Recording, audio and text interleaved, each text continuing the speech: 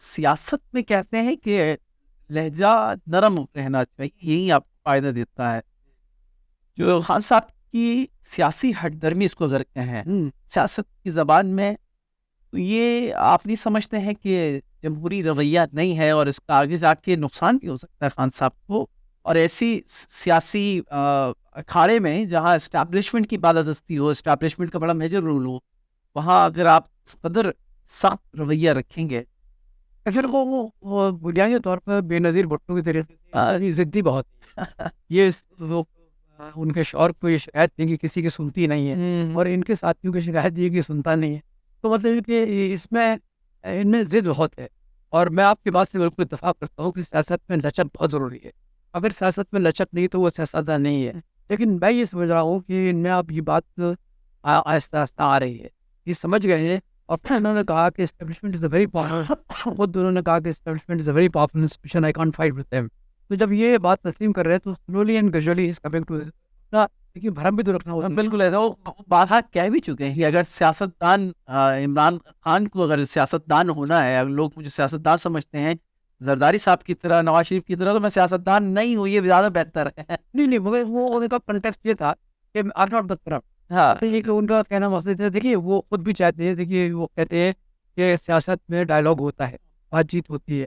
اگر بات چیت نہیں ہے تو ظاہر ہے کہ پھر صورتحال بہت خراب ہوتی ہے. اب تنگ آمد پر جنگ آمد، اب یہ جو حکومت میں موجودہ حکومت ہے یہ تیار ہو گئی بات چیت کرنے کے لیے. لیکن اس میں بھی آغا صاحب آپ نہیں سمجھتے ہیں کہ ایک طرف وہ یہ کہتے رہے کہ کیونکہ اسٹیبلشمنٹ کا جو رول ہے پاکستان کی پالیٹکس میں از انف، اب یہ مزید اس کی اجازت نہیں ہونی چاہیے.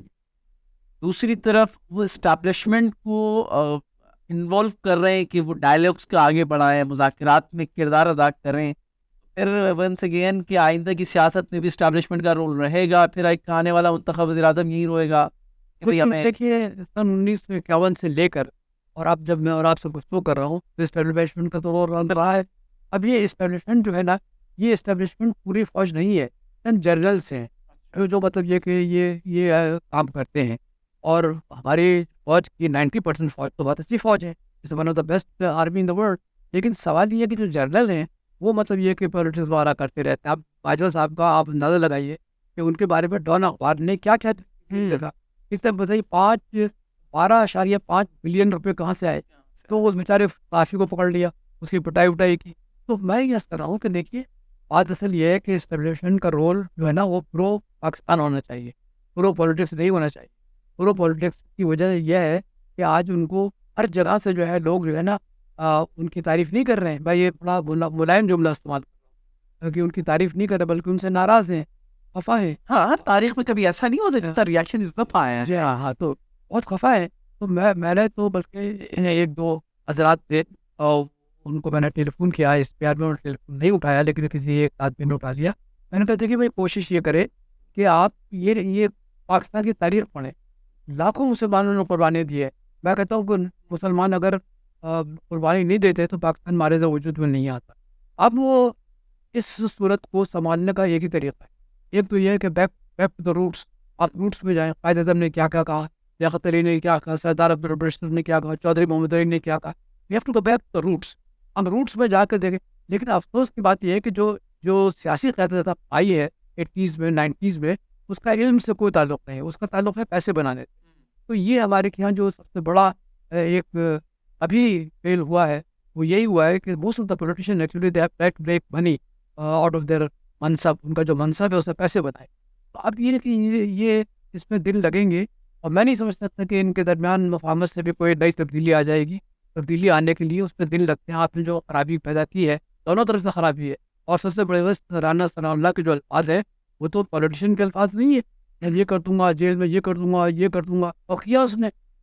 تو میں عرض کر رہا ہوں کہ سیاست میں آپ کو you have to go back to the roots کہ آپ کس بنیاد پر آپ نے پاکستان حاصل کیا، کیا آپ کا مقصد کیا تھا. اب یہ جو نوجوان بیٹھے ہیں آپ کے کیا ان کی زندگی یہی ہے کہ بے روزگار رہیں گے، یا ان کو کوئی سوشل سیکورٹی نہیں ملے گی، یا ان کے پاس کوئی سوشل میپ نہیں ہوگا لائف کا. میں یہی عرض کر رہا ہوں کہ اگر یہ مفاہمت ہوتی ہے تو ایک بنیاد اس کی ہونی چاہیے کہ یہ شفاف الیکشن ہونے. پہلی بات. دوسری یہ ہے کہ اس میں اسٹیٹمنٹ کا انٹرفیئرنس جو ہے نا وہ نہیں ہونا چاہیے. اگر ہوتا بھی تو کس حد تک ہونا چاہیے؟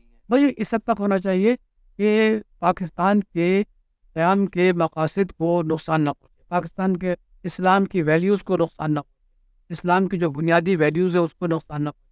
اور دوسری سب سے بڑی بات یہ کہ کرپشن پر زیرو ٹالرنس. اگر آپ نے کرپشن پر زیرو ٹالرنس اختیار کر لیا، you can bring about lot of change in Pakistan's economy. Otherwise you will be the begging ball, you will be going one country to another. Khan صاحب کی پرسنالٹی پہ آپ یہ چیزیں دیکھتے ہیں کہ اگر یہ ان فیوچر واپس الیکشن ہوتے ہیں اور یہ پرائم منسٹر آتے ہیں تو یہ سارے He's a change man. He's a change man. دیکھیے میں آپ بتاؤں 5-6 جرنلسٹوں کو انہوں نے بلایا تھا گورنر ہاؤس، جب ان کو دخل نہیں کیا گیا تھا. He was very much in power. اس میں ایک مجھے بھی بلایا تھا، تو میں نے ان سے یہی کہا، میں نے کہا کہ دیکھیے آپ کوشش یہ کریں کہ آپ لوگوں کو ساتھ لے کے چلیں. میں نے کہا اگر آپ یہ سمجھتے ہیں، میں نے کہا پریگمیٹزم کی چیز ہوتی ہے تو ہنسنے لگے کہ آپ مجھے پریگمیٹزم بتا رہے ہیں. تو میں نے کہا پریگمیٹزم میں یہ ہوتا ہے کہ انسان جو ہے نا لوگوں کو ساتھ ملاتے ہیں، ان کے سامنے ایک نقشہ ہوتا ہے لائف کا کہ ہمیں کس طریقے سے. ایک تو یا تو آئیڈیلزم ہے، آئیڈیلزم کہیں بھی دنیا میں نہیں، آئیڈیلزم میرا خیال ہے پیغمبروں کے زمانے میں بھی نہیں تھا. تو پریگمیٹزم ہونا چاہیے کہ ہمارے مقاصد کیا ہیں، ہمارے مسائل کیا ہیں، ہمارے درمیان رکاوٹیں کیا ہیں، ہماری انٹرنل پالیسی کیا ہے، ہماری خارجہ پالیسی کیا ہے، ہم کس انداز سے دنیا کو دیکھ رہے ہیں، کس انداز سے ریجن کو دیکھ رہے ہیں. تو یہ ہلکی سی باتیں ہوئی اور یہ میرا خیال ہے.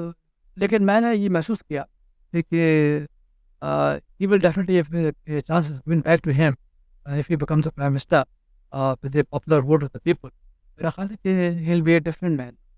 کیونکہ بالکل that I assure you, he'll be different. Establishment کو کنٹرول کر پائے گا. اسٹیبلشمنٹ کو کنٹرول کوئی بھی نہیں کر سکتا. اسٹیبلشمنٹ کو کنٹرول اس نہیں کر پائے گا. دیکھیے بات ایسا نہیں ہے کہ میں نے بتایا نا مسئلہ فوج کا نہیں ہے. پاکستان آرمی از دا بیسٹ آرمی. چلے آرمی چیف کو اس وقت کے جو بھی ہوں گے آرمی چیف ان کو کنٹرول کر پائیں گے، کیونکہ یہ بات پھر یہ نہ آ گیا کہ بھائی مجھے کام کرنے نہیں دیا گیا، اصل پاور تو ایک ہی شخص کے پاس تھا. دیکھیے یہ تو ظاہر ہے کہ جب انسان ہے نا کسی آنے بلڈے کھمبا نوچے ان کا مسئلہ یہ ہے. لیکن یہ ہے کہ اسٹیبلشمنٹ بھی ہمارے لوگ ہیں، ہمارے بھائی ہیں، اچھے لوگ ہیں وہ لوگ. ان سے اگر آپ محبت کریں، بات کریں، پاکستان کے آئندہ مستقبل پر نگاہ رکھیں تو میں بات کرتا ہوں. میں مجھے اگر کوئی موقع ملے تو میں اتنی آسانی سے پاکستان کے مسائل حل کر سکتا ہوں. ویسے آپ بھی منسٹر رہ چکے ہیں نگراں حکومت میں. ویسے نگراں حکومت کا کام ہوتا کیا ہے؟ بہت آسان کام ہوتا ہے. بس یہ کہ آپ دیکھتے رہیے کہ غلط کام نہ ہو، آپ کے ناک کے نیچے کوئی کرپشن نہ ہو.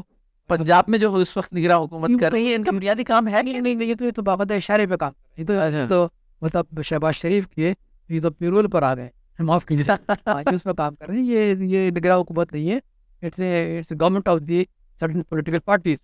اور نگراں حکومت میں تو ایسا تھوڑی ہے. ہم پہ تو بڑے پابندیاں تھیں، کسی کو ٹرانسفر نہیں کر سکتے تھے، کسی کو جاب نہیں دے سکتے تھے. لیکن یہ اب سے ضرور کہا جاتا تھا کہ ڈیورنگ دا ٹینیور آپ پاکستان کے مقاصد کو آگاہ کریں، جائیں مختلف یونیورسٹی میں جائیں پاکستان سے باہر جائیں. ہم لوگ کوئی پابندی نہیں. نو لیکن یہ تھا کہ you will not support any political. اب سب عمران خان صاحب کا جو دور حکومت رہا ہے اس کے اچھا اہم نقطات کو سامنے رکھ کر بات کریں، کیا آپ نہیں سمجھتے ہیں کہ اس وقت جو پاپولرٹی ہے خان صاحب کی وہ ان کے حکومتی جو ٹینیور تھا اس کی کارکردگی کی بنیاد پر اتنی پاپولرٹی نہیں ملی، بلکہ رویے جو اس وقت جو موجودہ حکومت ہے اس کے رویے نے خان صاحب کو اور زیادہ شہرت کی بلندیوں پر پہنچا دیا ہے. سپتی بڑھتی جا رہی ہے، مظلوم دکھائی دے رہے ہیں. ایک تو یہ کہ ان کو جس طرح ہٹایا گیا اس کا ایک رد عمل تھا. دیکھیے عمران صاحب کا ایک کرسمہ ہے، یہ کلٹ ہے. یہ عمران خان جو ہے نا یہ کلٹ ہے. آپ کلٹ سمجھتے ہیں؟ جی یہ کلٹ ہے. ان سے جو محبت ہے یہ کلٹ، یہ پوجا کی جا رہی ہے. جیسے گاندھی جی کا کلٹ. ہاں گاندھی جی اپنے زمانے میں کہتے تھے کہ میرے جو مجسمے ہیں مندر میں رکھے جائیں گے.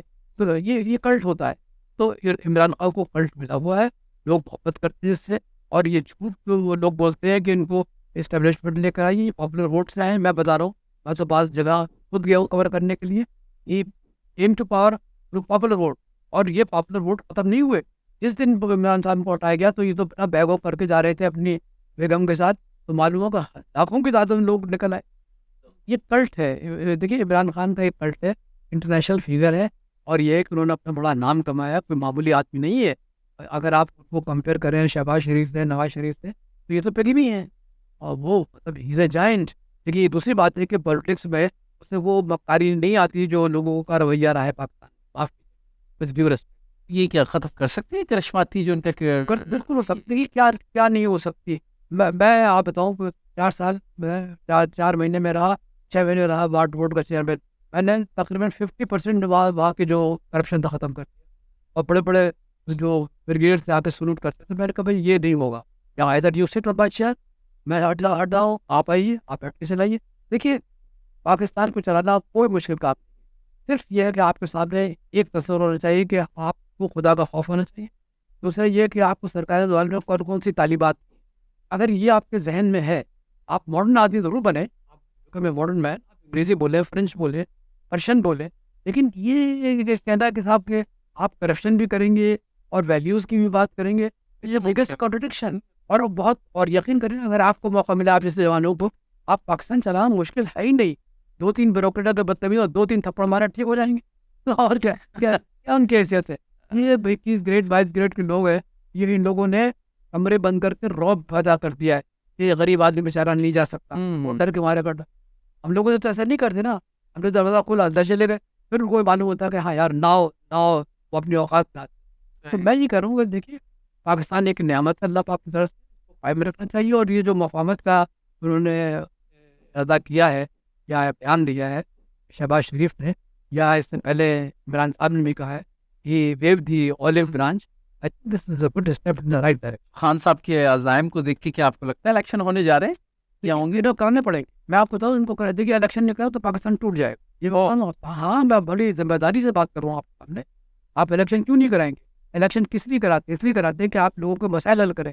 اس لیے کراتے ہیں کہ آپ جو سماج کے اندر جو کائی جم گئی ہے, کائی سمجھتے ہیں نا, جو سماج میں کائی جمی ہے اس کو ہٹاتے ہیں, ایک نئی تبدیلی آتی ہے, ایک نئی سوچ آتی ہے, نئی فکر آتی ہے.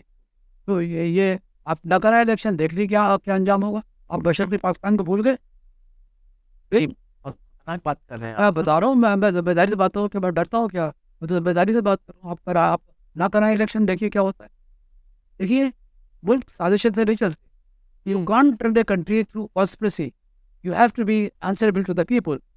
آپ عوام کے سامنے جواب دیں. اگر شیخ مجیب الرحمان کو عوام نے ووٹ دیے تھے تو پھر آپ نے کیوں نہیں اقتدار دیا؟ کہ الیکشن کرانے سے کون ڈرتا ہے؟ الیکشن کرانے سے وہ لوگ ڈرتے ہیں کہ جن کے مفادات ٹوٹتے ہیں, معاشی مفادات مجروح ہوتے ہیں, مزمحل ہوتے ہیں. یہ وہی لوگ ہیں جو الیکشن نہیں کرانا چاہتے, یا ان کو معلوم ہے کہ ان کو ووٹ نہیں ملیں گے. تو جب ووٹ نہیں ملیں گے اور آپ ان کو الیکشن نہیں کرائیں گے تو لوگوں کے جو جذبات ہیں کیسے باہر آئیں گے؟ یا تو پھر وہ خانہ جنگی کریں گے, یا پھر یہ کہ ٹوٹ پھوٹ ہوگی.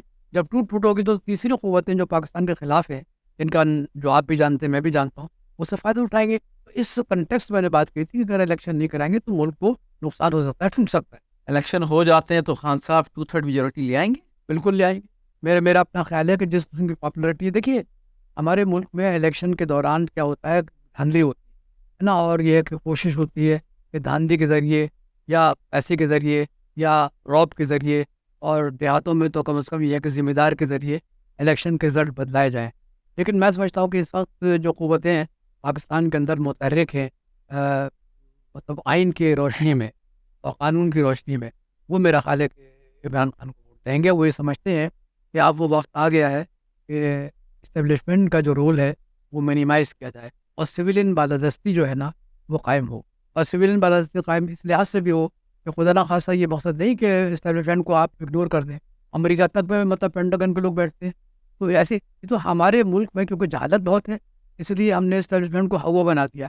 Establishment is a part of Pakistan, there are people, یہ ہمارے لوگ ہیں, سسٹم کا حصہ ہے. سسٹم کا. تو یہ ہے کہ اگر ان کے ساتھ آپ مفاہمت کر کے, ان کی روشنی میں ان سے بات چیت کر کے آپ اپنا راہ نکالیں, پاکستان کی ترقی کے لیے کوئی اقدامات کریں, دے آر بیسٹ پیپل. لیکن ان کو اگر آپ یہ سمجھتے ہیں کہ ہم ان کو نلیفائی کر دیں گے یا ان کو ہم نیچے کر لیں گے, اور سویلین بالادستی کا مقصد یہ ہے کہ ان سے ہیٹ اتار لیں گے, یہ سب میرا خیال ہے کہ اس سے لغو بے بنیاد باتیں ہیں.